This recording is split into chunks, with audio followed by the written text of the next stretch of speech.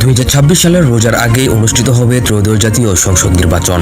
আগামী ত্রয়োদশ জাতীয় সংসদ নির্বাচনকে সামনে রেখে রাজধানী ঢাকার 20টি আসনের জন্য বিএনপির প্রার্থী তালিকা চূড়ান্তের কাজ এগিয়ে নিয়ে যাচ্ছে দ্রুতগতিতে।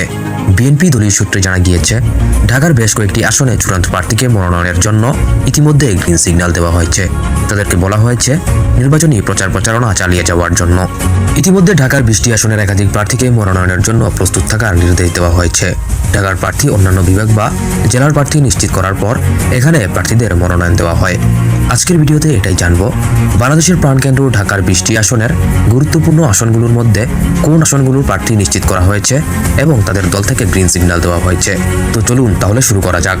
দর্শক, ভিডিওটি শুরু করার আগে আপনি আসলে কোন আসন থেকে বর্তমানে ভিডিওটি দেখছেন তা অবশ্যই কমেন্ট করে জানাবেন। এবং আপনি যদি বর্তমানে ঢাকা জেলার একজন বাসিন্দা হয়ে থাকেন এবং ঢাকার কোন আসনের বাসিন্দা বা ঢাকার কোন আসন থেকে আগামীতে আপনি আপনার পছন্দের দলকে ভোট দিবেন সেটিও অবশ্যই কমেন্ট করে জানাতে পারেন। বিএনপির দলীয় সূত্রে প্রাপ্ত তথ্য অনুযায়ী ঢাকার 20টি আসনের মধ্যে যাদের প্রার্থীতা নিশ্চিত করা হয়েছে তাদের মধ্যে অন্যতম হলেন ঢাকা 4 আসনে।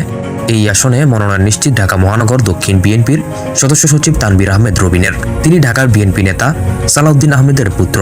তিনি তার এলাকায় শুরু করেছেন জোর কদমে নির্বাচনী প্রচারণা। এছাড়া তিনি মনোনয়ন পাওয়া নিয়ে আত্মবিশ্বাসী।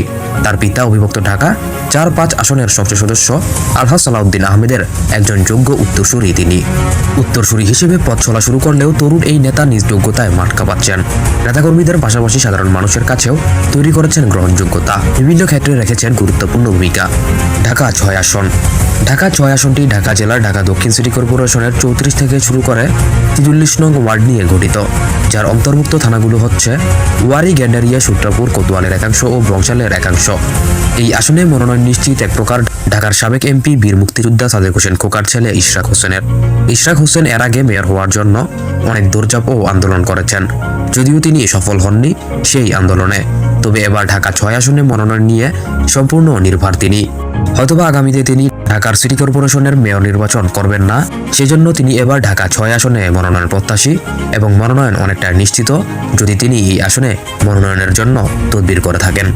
ঢাকা 9 আসন। ঢাকা 9 আসনটি ঢাকা মেট্রোপলিটন, খিলগাঁও ও সবুজবাগ থানাধীন নাসিরাবাদ ইউনিয়ন, দক্ষিণগাঁও ইউনিয়ন ও মান্ডা সিটি কর্পোরেশন এবং ঢাকা দক্ষিণ সিটি কর্পোরেশনের 1 থেকে 7 নং ওয়ার্ড নিয়ে গঠিত এই আসনটি। এই আসনে মনোনয়ন নিশ্চিত বিএনপির স্থায়ী কমিটির সদস্য ও সাবেক মন্ত্রী মির্জা আব্বাসের। যদিও আগে শোনা গিয়েছিল তিনি ঢাকা 8 আসনে নির্বাচন করবেন, তবে এবার শোনা যাচ্ছে তাকে ঢাকা 9 আসনে মনোনয়ন দিবে। তিনি যদি ঢাকা 9 আসনে মনোনয়ন নিয়ে নির্বাচন করেন তাহলে ঢাকা 8 আসনে হয়তোবা তার স্ত্রী আফরোজা আব্বাসকে মনোনয়ন দেওয়া হতে পারে দল থেকে। তবে সেটি কতটুকু নিশ্চিত হতে পারে তা আগামীতে মনোনয়ন নিশ্চিত করা হলেই বোঝা যাবে, কারণ বিএনপি থেকে একটি নির্দেশনা রয়েছে একই পরিবার থেকে 2 জন ব্যক্তি মনোনয়ন প্রত্যাশী হতে পারবেন না বা তাদেরকে মনোনয়ন দেওয়া হবে না। ঢাকা 13 আসন। ঢাকা 13 আসনটি ঢাকা শহরের ঢাকা উত্তর সিটি কর্পোরেশনের 28, 29, 30, 31, 32, 33 ও 34 নং ওয়ার্ড নিয়ে গঠিত। এই আসনে ইতিমধ্যেই এনডিএম অর্থাৎ জাতীয়তাবাদী গণতান্ত্রিক আন্দোলনের আহ্বায়ক ববি হাজ্জাজকে গ্রিন সিগন্যাল দিয়েছে বিএনপি। তাই তিনি এই আসনে তার নির্বাচনী কার্যক্রম ইতিমধ্যে শুরু করে দিয়েছেন। এবং ঢাকা 13 আসনে বিএনপির অন্যতম প্রধান নেতা হচ্ছেন বীর মুক্তিযোদ্ধা আব্দুস সালাম। তাকে এই আসনে মনোনয়নের জন্য ইঙ্গিত দিয়েছিলেন এর আগে তারেক রহমান। তবে এবার জোটের প্রার্থী ববি হাজ্জাজের জন্য এই আসনটি হয়তো বা ছাড়তে হতে পারে বিএনপির অন্যতম হেভিওয়েট নেতা আব্দুস সালামকে। জানিয়ে দলের ভিতর তৈরি হয়েছে এই আসনে এক প্রকার অসন্তোষ, তৃণমূলে তৈরি হয়েছে ক্ষোভ। ঢাকা 14 আসন। ঢাকা 14 আসনটি ঢাকা জেলার সাভার উপজেলার কাউন্দিয়া ইউনিয়ন এবং ঢাকা উত্তর সিটি কর্পোরেশনের। মূলত এটি মিরপুর এলাকা নিয়ে গঠিত হয়েছে। মায়ের ডাক খ্যাত সানজিদা ইসলাম তুলির মনোনয়ন নিশ্চিত করা হয়েছে এই আসনে। ইতিমধ্যে তাকে গ্রিন সিগন্যাল দিয়েছে এই আসনে বিএনপি। এই আসনে এর আগে মনোনয়ন প্রত্যাশী ছিলেন বিএনপির অন্যতম প্রার্থী এস.এ. সিদ্দিক সাজু। তবে মায়ের ডাক সংগঠনের সানজিদা ইসলাম তুলিকে এই আসনে সরাসরি তারেক রহমান ফোন করে নিশ্চিত করেছেন যে তাকে এই আসনের জন্য মনোনীত করা হয়েছে। ঢাকা 15 আসন। এই আসনটি বিএনপির জন্য অত্যন্ত চ্যালেঞ্জিং একটি আসন হবে, কারণ এই আসনে নির্বাচন করবে জামায়াতে ইসলামীর আমির ডাক্তার শফিকুর রহমান।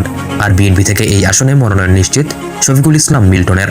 যদিও আগে হাকডাক ছিল হাসান মাসুদের, তবে এবার শফিকুল ইসলাম মিল্টনের মনোনয়ন নিশ্চিত করতে পারে বিএনপি ঢাকা 15 আসনে।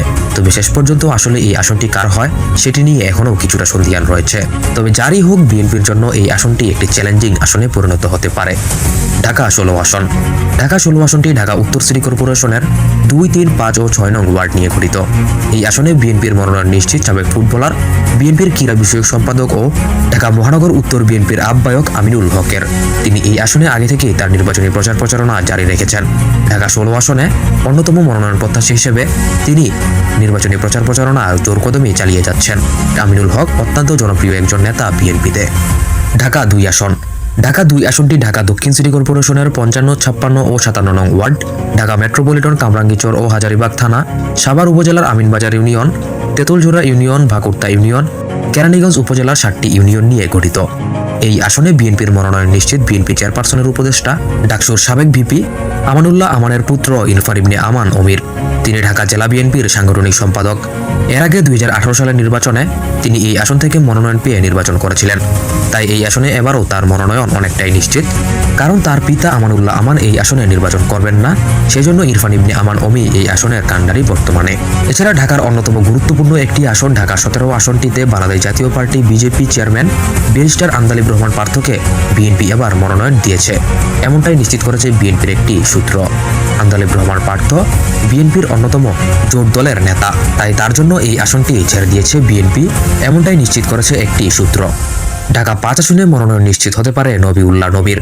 এই আসনে অনেকেই মনোনয়ন প্রত্যাশী আছেন, তবে তার মতো হেভিওয়েট ও জনপ্রিয় নেতা আর কেউ নেই।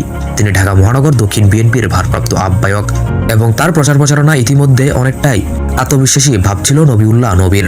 এছাড়া এই আসনে আরেকজন মনোনয়ন প্রত্যাশী আছেন, তিনি হচ্ছেন বিএনপি নেতা সালাউদ্দিন আহমেদ। তবে তিনি অসুস্থ থাকায় হয়তোবা এই আসনটি নবিউল্লাহ নবীর জন্যই বরাদ্দ করা হতে পারে শেষ পর্যন্ত। ঢাকা 11 আসন। এই আসনটি বর্তমানে অনেকটাই আলোচিত একটি আসন, কারণ এই আসনে বিএনপির সঙ্গে জোট হলে এনসিপি আহ্বায়ক নাহিদ ইসলামকে মনোনীত করতে পারে বিএনপি। না হলে এই আসনের মনোনয়ন নিশ্চিত হতে পারে বিএনপির অন্যতম নেতা এম এ কাইয়ুমের। এছাড়া ঢাকা 12 আসনে মনোনয়ন নিশ্চিত এক প্রকার বিএনপির সাবেক যুগ্ম মহাসচিব হাবিবুন নবী খান সোহেলের। তাকে এর আগে ঢাকা 8 আসনে মনোনয়ন দিতে চেয়েছিল বিএনপি, এরপরে নিজ জেলাতেও শোনা গিয়েছিল। তবে এবার নিশ্চিত করা হয় ঢাকা 12 আসনে তাকে মনোনয়ন দেওয়া হতে পারে এবং অনেকটাই নিশ্চিত করা হচ্ছে তার মনোনয়ন। এছাড়া দলীয় সূত্রে জানা গিয়েছে ঢাকা 14 আসনের প্রার্থী সানজিদা ইসলাম তুলি বিএনপির ভারপ্রাপ্ত চেয়ারম্যান তারেক রহমানের সরাসরি নির্দেশে নির্বাচন প্রস্তুতি শুরু করেছেন। আর এই কারণে এরই মধ্যে তারেক রহমানের নির্দেশে বিএনপির ঢাকা মহানগর উত্তর ইউনিটের নেতারা সানজিদা ইসলাম তুলিকে নিয়ে স্থানীয় পর্যায়ে প্রচারণা শুরু করেছেন। এদিকে ব্যারিস্টার আন্দালিব রহমান পার্থ দীর্ঘদিন ধরে আওয়ামী শাসনের বিরুদ্ধে উচ্চকণ্ঠ ছিলেন। সরকার ও ক্ষমতাসীন দলের অনিয়ম দুর্নীতির বিরুদ্ধে জাতীয় সংসদে উচ্চকণ্ঠ ছিলেন তিনি। এজন্য শেখ হাসিনা সরকারের রোষানলে পরে একাধিকবার কারাগারে যেতে হয় তাকে। বৈষম্য বিরোধী ছাত্র আন্দোলনের সময়ও তাকে গ্রেপ্তার করা হয়। তো দর্শক, এছাড়া কিছুদিনের মধ্যেই প্রায় সব কয়টি আসনে মনোনয়ন নিশ্চিত করা হবে অন্যান্য প্রার্থীদের অন্যান্য আসনগুলোতে। যে আসনগুলোতে এখনো প্রার্থী নিশ্চিত করা হয়নি, সেই আসনগুলো অনেকটাই বিএনপির জন্য চ্যালেঞ্জিং আসনে পরিণত হতে পারে, কারণ এই আসনগুলোতে একাধিক হেভিওয়েট নেতা বিএনপি থেকে মনোনয়ন প্রত্যাশী আছেন। তো শেষ পর্যন্ত কাকে সেই আসনগুলোতে মনোনয়ন দেওয়া হয় সেটি একটি প্রশ্ন থেকে যায় এবং পরবর্তী ভিডিওগুলোর মাধ্যমে আমরা সেগুলো জানানোর চেষ্টা করব। তো দর্শক, ভিডিওটি কেমন লেগেছে অবশ্যই কমেন্ট করে জানিয়ে দিন এবং আপনি যদি একজন নতুন দর্শক হয়ে থাকেন চ্যানেলটিকে অবশ্যই সাবস্ক্রাইব করবেন।